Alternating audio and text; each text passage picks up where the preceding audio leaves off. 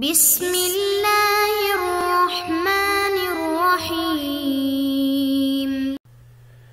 اللهم صل على سيدنا ومولانا محمد افضل صلواتك بعدد معلوماتك وبارك وسلم وصل عليه۔ بسم اللہ الرحمن الرحیم۔ عزیز طلباء کرام، امید ہے کہ انشاءاللہ العزیز آپ سب بخیر و عافیت ہوں گے۔ جامع السنن الترمذی جلد ثانی،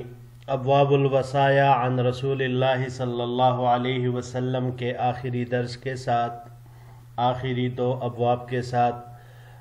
آپ کے خدمت میں حاضر ہونے کا موقع ملا۔ بحمد اللہ تعالی مجموعی طور پر ہمارا سبق نمبر 117 ہے۔ بڑھتے ہیں اپنے سبق کی طرف۔ باب ما جاء فی الرجل یتصدق او یعتق عند الموت، یہ باب ہے اس شخص کے بیان میں جو موت کے وقت اپنے مال میں سے صدقہ کرے یا موت کے وقت غلام آزاد کرے۔ وبه قال حدثنا بندار قال حدثنا عبد الرحمن بن مہدی قال حدثنا سفیان عن ابی اسحاق عن ابی حبیبۃ الطائی قال اوصى الی اخی بطائفۃ من ماله فلقیت ابا الدرداء۔ ہمیں روایت کی بندار نے، انہوں نے عبد الرحمن ابن مہدی سے، انہوں نے سفیان سے، انہوں نے ابو اسحاق سے، انہوں نے ابو حبیبہ الطائی سے، انہوں نے فرمایا، یعنی ابو حبیبہ الطائی نے فرمایا کہ مجھے وصیت کی میرے بھائی نے اپنے مال میں سے ایک حصے پر۔ فلقیت ابا الدرداء، تو میں حضرت ابو الدرداء رضی اللہ تعالیٰ عنہ سے ملا۔ فقلت، میں نے ان کو عرض کیا، ان اخی اوصى الی بطائفۃ من ماله فأین تری لی وضعه فی الفقراء او المساکین او المجاہدین فی سبیل اللہ۔ بے شک میرے بھائی نے اپنے مال کے کچھ حصے کی مجھے وصیت کی ہے، تو میرے لیے آپ کی کیا رائے ہے کہ میں اسے کہاں رکھوں یا کہاں خرچ کروں؟ فقراء پر، مساکین پر، یا اللہ کے راستے میں جہاد کرنے والے غازی و مجاہدین پر؟ قال، حضرت ابو الدرداء رضی اللہ تعالیٰ عنہ نے فرمایا، اما انا فلو کنت لم اعدل بالمجاہدین، کہ اگر میں ایسا کرتا، یعنی اگر میں وصیت کرتا تو میں مجاہدین کے برابر کسی کو نہیں سمجھتا۔ یعنی گویا کہ ابو الدرداء رضی اللہ تعالیٰ عنہ کا مقصد یہ تھا کہ اگر میں ایسی وصیت کرتا تو میں یہ مال مجاہدین کو ہی دیتا، کیونکہ میں ان کے برابر کسی کو نہیں سمجھتا۔ سمعت رسول اللہ صلی اللہ علیہ وسلم یقول، میں نے حضور نبی کریم صلی اللہ علیہ وسلم کو یہ فرماتے ہوئے سنا، مثل الذی یعتق عند الموت کمثل الذی یہدی اذا شبع، کہ اس شخص کی مثال کہ جو شخص موت کے وقت آزاد کرے غلام کو، اس شخص کی طرح ہے کہ جو کوئی شے ہدیہ کرے اذا شبع، جب اپنا پیٹ بھر لے، یعنی اپنا پیٹ بھرنے کے بعد پھر وہ چیزوں کو ہدیہ کرنا شروع کر دیتا ہے۔ ھذا حدیث حسن صحیح، یہ حدیث حسن صحیح ہے۔ مطلب اس آخری جملے کا یہ ہے کہ اب یہ تو دنیا سے جانے والا ہے، تو پیچھے جو ورثہ ہے ان کو کیوں محروم کر کے چھوڑ رہا ہے، یا ان کو کیوں تنگ دست چھوڑ کے جا رہا ہے؟ ہونا یہ چاہیے تھا کہ جس طرح خود اس نے سارا استعمال کیا تو اپنے ورثاء کے لیے بھی چھوڑ دیتا۔ جی عزیز طلباء کرام، موت کے وقت صدقہ کرنے کا حکم، غلام آزاد کرنے کا حکم، تو اس کے بارے میں یہ روایت ہم نے پڑھی کہ ابو حبیبہ الطائی نے ابو الدرداء رضی اللہ تعالیٰ عنہ سے پوچھا، اور ابو الدرداء رضی اللہ تعالیٰ عنہ نے اس کا جواب دے دیا۔ تو مطلب اس کا یہی ہے کہ دیکھیے، جب انسان کا پیٹ بھر جائے اور پھر اس وقت کہے کہ بھائی میرا یہ مال، یہ کھانا، یہ چیز فلاں کو دے دو، تو اس میں کامل ثواب نہیں ہے۔ کامل ثواب اس وقت ملتا ہے جب انسان خود بھوک سے ہو اور اپنا کھانا کسی دوسرے کو دے دے، یا انسان صحت کے زمانے میں اللہ تعالیٰ کے راستے میں خرچ کرے، فقراء پر خرچ کرے، مساکین پر خرچ کرے، مجاہدین پر فی سبیل اللہ ان کے اوپر خرچ کرے۔ اس وقت جب انسان کو خود اس چیز کی حاجت اور ضرورت ہو، اس وقت صدقہ کرنا یہ کامل صدقہ ہوتا ہے، کامل ثواب کا مستحق ہوتا ہے۔ تو موت کے وقت صدقہ کرنا، موت کے وقت غلام کو آزاد کرنا، اس کی کوئی اتنی زیادہ فضیلت نہیں ہے۔ عزیز طلباء کرام، 3 باتیں ہمیں اس حدیث مبارک سے معلوم ہوئی۔ پہلی بات تو یہ ہے کہ اگر میت کی طرف سے کوئی وصیت ہو کہ میری طرف سے میرا فلاں مال صدقہ کیا جائے، تو اس کو صدقہ کیا جائے گا اور اسے اس کا ثواب پہنچے گا۔ تو اس لیے ایصال ثواب کی نفی کرنا یہ درست نہیں ہے۔ دوسرے نمبر پر یہ بات ہمیں معلوم ہوئی کہ موت سے پہلے صحت کے زمانے میں، تندرستی کے حالت میں صدقہ کیا جائے تو اس کا پورا ثواب حاصل ہوتا ہے، اور اگر عند الموت کیا جائے، مرض الوفات میں کیا جائے، تو پھر وہ اس طرح کا ثواب اس کو نہیں ملتا جتنا صحت کے زمانے میں ملتا۔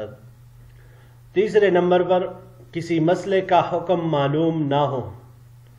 تو ماہر عالم سے دریافت کرنا چاہیے، جس طرح یہاں پر ابو حبیبہ طائی نے حضرت ابو درداء رضی اللہ تعالی عنہ سے پوچھا۔ تو اب جب کسی ماہر عالم مفتی سے مسئلے کا پوچھا جائے گا تو پھر وہ آپ کے صحیح طریقے سے رہنمائی کریں گے اور آپ کو صحیح مسئلہ بتا کر آپ کا کام آسان کر دیں گے۔ جی بڑھتے ہیں اگلے باب کی طرف۔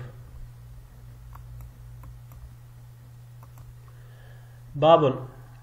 وبه قال حدثنا قتيبة قال حدثنا الليث عن ابن شهاب عن عروة أن عائشة أخبرته۔ ہمیں روایت کی قتیبہ نے، انہوں نے لیث سے، انہوں نے ابن شہاب سے، انہوں نے عروہ سے۔ عروہ فرماتے ہیں کہ حضرت عائشہ صدیقہ رضی اللہ تعالی عنہا نے ان کو خبر دی ان بریرۃ جاءت تستعین عائشة فی کتابتها ولم تکن قضت من کتابتها شیئا، کہ بریرہ حضرت عائشہ رضی اللہ تعالی عنہا کے پاس اپنے بدل کتابت کی ادائیگی میں مدد لینے کے لیے آئی، اور حضرت بریرہ نے ابھی تک اپنا بدل کتابت کچھ بھی ادا نہیں کیا تھا۔ فقالت لہا عائشہ، تو حضرت ام المؤمنین عائشہ صدیقہ رضی اللہ تعالی عنہا نے ان سے کہا ارجعی الی اہلک فإن احبوا ان اقضی عنک کتابتک وَيَكُونُ وَلَاؤُكِ لِي فَعَلْتُ، تم جاؤ اپنے موالی کے پاس اور ان سے مشورہ کرو، اگر وہ اس بات کو پسند کرتے ہیں کہ میں تمہارا بدل کتابت ادا کروں اور تمہاری ولا میرے لیے ہو تو میں ایسا کرنے کے لیے تیار ہوں۔ فَذَكَرَتْ ذَلِكَ بَرِيرَةُ لِأَهْلِهَا فَأَبَوْا، حضرت بریرہ نے یہ بات اپنے موالی کے سامنے رکھ دی تو انہوں نے انکار کر دیا۔ وقالوا، اور انہوں نے کہا ان شاءت ان تحتسب علیک ویکون لنا ولاؤک فلتفعل، اگر عائشہ صدیقہ رضی اللہ تعالی عنہا چاہے تو تمہارا بدل کتابت ادا کر کے اللہ سے اجر کی امید رکھے اور تمہاری ولا وہ ہمارے لیے ہو، اگر وہ ایسا کرے۔ فذکرت ذلک لرسول اللہ صلی اللہ علیہ وسلم، تو حضرت عائشہ صدیقہ رضی اللہ تعالیٰ عنہ نے یہ بات حضور نبی کریم صلی اللہ علیہ وسلم کے سامنے رکھی۔ فقال لها رسول اللہ صلی اللہ علیہ وسلم، تو حضور نبی کریم صلی اللہ علیہ وسلم نے ان کو فرمایا ابتاعی فاعتقی فانما الولاء لمن اعتق، اسے خرید لو اور پھر آزاد کرو، کیونکہ ولا اسی کے لیے ہوتی ہے جو آزاد کرے۔ ثم قام رسول اللہ صلی اللہ علیہ وسلم فقال، پھر حضور نبی کریم صلی اللہ علیہ وسلم کھڑے ہوئے اور خطبہ فرمایا ما بال اقوام یشترطون شروطا لیست فی کتاب اللہ، ان لوگوں کا کیا حال ہے، کیا ہوا ہے ان لوگوں کو جو ایسی شرطیں لگاتے ہیں جو کتاب اللہ میں نہیں ہے۔ من اشترط شرطا لیس فی کتاب اللہ فلیس له وان اشترط 100 مرۃ، جو شخص ایسی شرط لگائے جو کتاب اللہ میں نہیں ہے تو تو اس کے لیے یہ جائز نہیں ہے اگرچہ وہ 100 مرتبہ شرط لگائے۔ ھذا حدیث حسن صحیح، یہ حدیث حسن صحیح ہے۔ وقد روی من غیر وجہ عن عائشہ، اور کئی طریق سے یہ حضرت عائشہ رضی اللہ تعالیٰ عنہ سے مروی ہے۔ والعمل علی ھذا عند اہل العلم، اور اہل علم کا عمل اسی پر ہے، ان الولاء لمن اعتق، کہ ولا اسی کے لیے ہوگا جس نے آزاد کیا۔ جی عزیز طلباء کرام، اس باب میں حضرت بریرہ کی آزادی کا واقعہ بیان کیا۔ بدل کتابت، باندیوں کے ساتھ، غلاموں کے ساتھ اس دور میں بدل کتابت اس طرح سے کی جاتی کہ ان کو بتایا جاتا کہ آپ اتنا مال جمع کر کے ہمیں دے دو، اس کے بعد آپ لوگ آزاد ہوں۔ تو اب حضرت بریرہ کے ساتھ ان کے موالی نے اسی طرح بدل کتابت کی تھی، لیکن بریرہ نے کچھ بھی اس میں سے جمع نہیں کیا تھا، ادائیگی نہیں کی تھی۔ تو پھر وہ حضرت عائشہ رضی اللہ تعالیٰ عنہ کے پاس آئی، تو یہ سارا ماجرا یہاں پر حدیث مبارک میں واقعہ بیان ہوا۔ تو اس سے تو ایک یہ بات معلوم ہوئی کہ معاملات میں ایسی شرطیں جو لگاتے ہیں کہ جو کتاب اللہ میں نہیں ہیں، تو اس قسم کی شرط لگانا جائز نہیں جو مقتضائے عقد کے خلاف ہوں۔ حضور صلی اللہ علیہ وسلم کے الفاظ ہیں وَإِنِ اشْتَرَطَ مِئَةَ مَرَّةٍ، اگرچہ وہ 100 مرتبہ وہ شرط لگائی جائے پھر بھی اس کا کوئی اعتبار نہیں ہوگا۔ اب یہاں پر فقہی اعتبار سے ایک مسئلہ ہے، وہ یہ کہ بدل کتابت کی ادائیگی میں ولا کا شرط لگانا یہ کیسا ہے؟ تو یاد رکھیے گا، مسلم شریف کی ایک روایت، وہ یہی عروہ ان کے بیٹے ہیں ہشام، ان سے مروی ہے۔ مسلم شریف کے الفاظ، وہاں پر جو الفاظ ذکر ہوئے ہیں اشتریہا واعتقیہا واشترطی لہم الولاء، آپ صلی اللہ علیہ وسلم نے حضرت عائشہ رضی اللہ تعالیٰ عنہ سے فرمایا کہ تم بریرہ کو خرید کر آزاد کرو اور ولا کی شرط فروخت کرنے والے کے ہی رکھو، جس طرح یہاں پر ہے کہ ان لوگوں نے کہا وَيَكُونُ لَنَا وَلَاؤُكِ، کہ ولا تمہاری ہمارے لیے ہی ہوگی۔ تو آپ صلی اللہ علیہ وسلم نے جو مسلم شریف کے الفاظ ہیں وہاں پر ہشام ابن عروہ کے، تو وہ یہی ہے کہ ولا انہی کے لیے رکھو۔ تو اس حدیث سے، مسلم شریف کی اس حدیث سے، ہشام ابن عروہ کی روایت سے، ان الفاظ سے معلوم ہوتا ہے کہ حضور نبی کریم صلی اللہ علیہ وسلم نے فروخت کرنے والے کے لیے ولا کی شرط کی اجازت دی ہے۔ پھر آپ صلی اللہ علیہ وسلم نے اس خریداری کو درست قرار دے دیا، اور ولا شرط کے خلاف حضرت عائشہ رضی اللہ تعالی عنہ کو ہی دی، اور ارشاد فرمایا الولاء لمن اعتق، ولا اس کو حاصل ہوتی ہے جو آزاد کرتا ہے۔ تو اب ابن ابی لیلہ رحمۃ اللہ علیہ اس سے استدلال کرتے ہوئے فرماتے ہیں کہ شرط فاسد سے بیع فاسد نہیں ہوتی، صرف وہ شرط ہی لغو اور باطل ہوتی ہے، باقی بیع اپنی جگہ پر وہ صحیح ہوتی ہے، جبکہ جمہور کا مسلک یہی ہے، شرط فاسد سے بیع فاسد ہو جاتی ہے۔ لیکن اب اگر ہم مسلم شریف کے ان الفاظ کو اور اس روایت کو دیکھ لیں تو یہ جمہور کے مسلک کے خلاف آ رہا ہے، کیونکہ اس میں ولا کی شرط فروخت کرنے والے کے لیے لگائی گئی ہے۔ آپ صلی اللہ علیہ وسلم نے حضرت عائشہ رضی اللہ تعالیٰ عنہ کو اسی طرح فرمایا، اور اس کے باوجود آپ صلی اللہ علیہ وسلم نے اس عقد کو جائز قرار دے دیا۔ تو پھر جمہور کی طرف سے اس کے مختلف جوابات آتے ہیں۔ پہلا جواب امام نووی رحمۃ اللہ علیہ، یہ شرح مسلم میں انہوں نے ذکر کیا ہے، وہ فرماتے ہیں کہ یہ ایک خاص واقعہ ہے جس میں فروخت کرنے والے کے لیے ولا کی شرط کی اجازت دی گئی، پھر اس شرط کے مطابق عمل نہیں کیا گیا اور اسے باطل قرار دیا گیا۔ یہ ایسا کرنا اس لیے تھا تاکہ جاہلیت کی یہ رسم کہ بھائی ولا یہ فروخت کرنے والے کے لیے ہوتی ہے، اس کو مکمل طور سے ختم کیا جا سکے۔ تو اسی لیے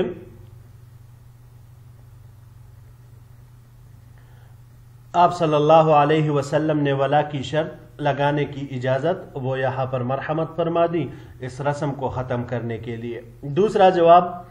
بعض حضرات کا یہ ہے کہ یہ جو مسلم شریف کے الفاظ ہے اشترطی لہم الولا، یعنی ان کے لیے فروخت کرنے والوں کے لیے ولا کا اختیار رکھو، تو اس کا مطلب یہ ہے کہ تم فروخت کرنے والے کو ولا کی شرط اپنے لیے لگانے دو، یعنی وہ یہ سمجھیں گے کہ ہمارے لیے شرط لگائی، اس پر ان سے کسی قسم کا بحث مباحثہ نہ کرو، بس تم صرف اس کو خرید کر، بریرہ کو خرید کر آزاد کرو، اس شرط کے لگانے کا ان کو کوئی فائدہ نہیں ہوگا، یعنی وہ شرط چاہے موجود ہو یا نہ ہو، بہر دو صورت جس نے اس کو آزاد کیا ولا اسی کے لیے ہی ہوتا ہے۔ شرعاً الولاء لمن اعتق، اس میں رد و بدل نہیں ہو سکتی اور اسی کے مطابق معاملہ ہوگا، تو چاہے شرط ہو یا نہ ہو، آزادی جس سے بھی متحقق ہوگی اسی کے لیے ہی ولا وہ ثابت ہوگی۔ اور تیسرا اور سب سے بہترین جواب جو ہے وہ یہ ہے کہ دیکھیے خرید اور فروخت کے معاملات ہر قسم کے شرط کے ساتھ فاسد نہیں ہوتے، یعنی تمام بیوع یہ ہر قسم کے شروط سے فاسد نہیں ہوتے، بلکہ بعض شرائط ایسی ہوتی ہے جو بیع کو فاسد کر دیتی ہے، جس کا پورا کرنا انسان کے اختیار میں ہو، اور ایسی شرط جسے پورا کرنا شرعاً یا عقلاً انسان کے بس میں نہ ہو، تو اگر وہ کسی معاملے میں لگائی جائے تو پھر اس سے بیع کی صحت پر کسی قسم کا نقصان وہ نہیں پڑتا اور بیع فاسد نہیں ہوتی۔ مثال کے طور پر اگر کوئی شخص یہ کہے کہ بھائی میں آپ کو یہ موبائل، یہ لیپ ٹاپ، کوئی اور چیز میں آپ کو دیتا ہوں اس شرط پر کہ آپ پر نماز فرض نہیں ہے یا آپ کی وراثت سے آپ کے بیٹے کو کچھ بھی نہیں ملے گا، تو اب ان شرطوں کو پورا کرنا انسان کی طاقت میں نہیں ہے۔ یہ کون ہوتا ہے اس کے اوپر نماز نہ فرض کرنے والا، اور یہ کون ہوتا ہے اس کے بیٹے کو اس کے میراث میں سے حصہ نہ دینے والا؟ اس کے تو اختیار میں ہی نہیں ہے، اس کے بس میں نہیں ہے، تو جب اس کے بس میں نہیں ہے، ان شرطوں کو پورا کرنا اس کی طاقت نہیں ہے، تو اس لیے یہ شرطیں لگانا یہ لغو ہوگی، اور معاملہ جو ہوگا خرید اور فروخت کا وہ درست ہو جائے گا۔ تو معلوم ہوا کہ ہر وہ شرط جس کا پورا کرنا شرعاً یا عقلاً ممکن نہ ہو، جو خلاف شرع امر پر مشتمل ہو، جو سود تک پہنچائے یا آپس کے نزاع اور لڑائی جھگڑے کا باعث بنے، تو وہ لغو اور باطل ہوگی، اور اس کی وجہ سے اصل معاملے کی صحت پر کسی بھی قسم کا کوئی اثر نہیں پڑے گا۔ تو اب اس اصل کو یہاں پر حدیث الباب میں لگا لے کہ شرعاً ولا یہ آزاد کرنے والے کا حق ہوتا ہے، تو اب جو اس حدیث میں ولا کی شرط مسلم شریف کی روایت میں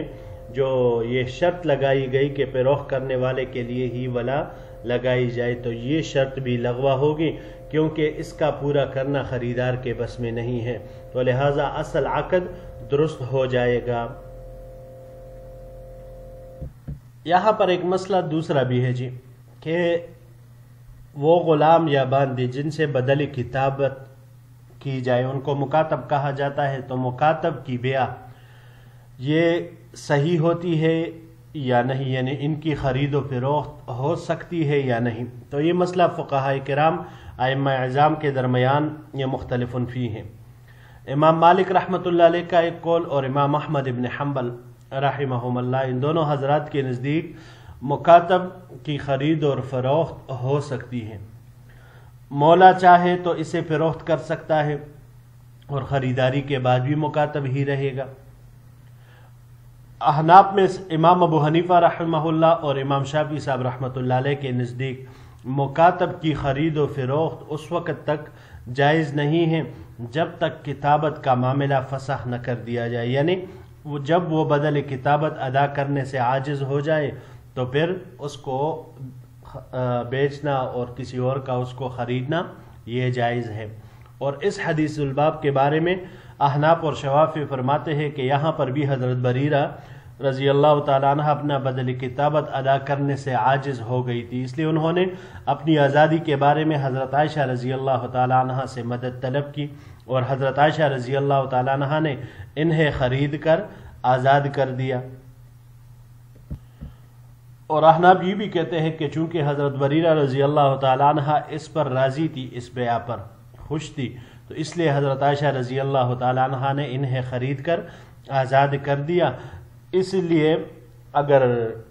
اس حدیث سے اس پر استدلال کرنا کہ مکاتب کی یہ بیعہ، یہ اس پر استدلال کرنا اس حدیث الباب پر یہ درست نہیں ہے، کیونکہ یہ حدیث امام احمد ابن حنبل اور امام مالک رحمہم اللہ وہ حضرات اس پر استدلال کرتے ہیں کہ اس حدیث سے معلوم ہوتا ہے کہ حضرت بریرہ چونکہ مکاتبہ تھی، آپ صلی اللہ علیہ وسلم نے حضرت عائشہ رضی اللہ تعالیٰ عنہ سے فرمایا کہ تم اسے خرید کر آزاد کرو، تو مکاتب غلام کی خرید، باندی کی خرید اور فروخت ہو سکتی ہے، اسی لیے آپ صلی اللہ علیہ وسلم نے حضرت عائشہ رضی اللہ تعالیٰ عنہ کو اسی طرح فرمائے۔ لیکن احناف اور شوافی نے جواب دے دیا کہ بھائی حضرت بریرہ اپنے بدل کتابت ادا کرنے سے عاجز ہو گئی تھی، اس لیے انہوں نے حضرت عائشہ رضی اللہ تعالیٰ عنہ سے مدد مانگی تھی۔ جی عزیز طلباء کرام، یہی تک ہمارا آج کا سبق تھا۔ انشاءاللہ العزیز اگلے درس میں ایک نئے باب کے ساتھ پھر آپ کی خدمت میں حاضر ہوں گے۔ السلام علیکم ورحمۃ اللہ وبرکاتہ۔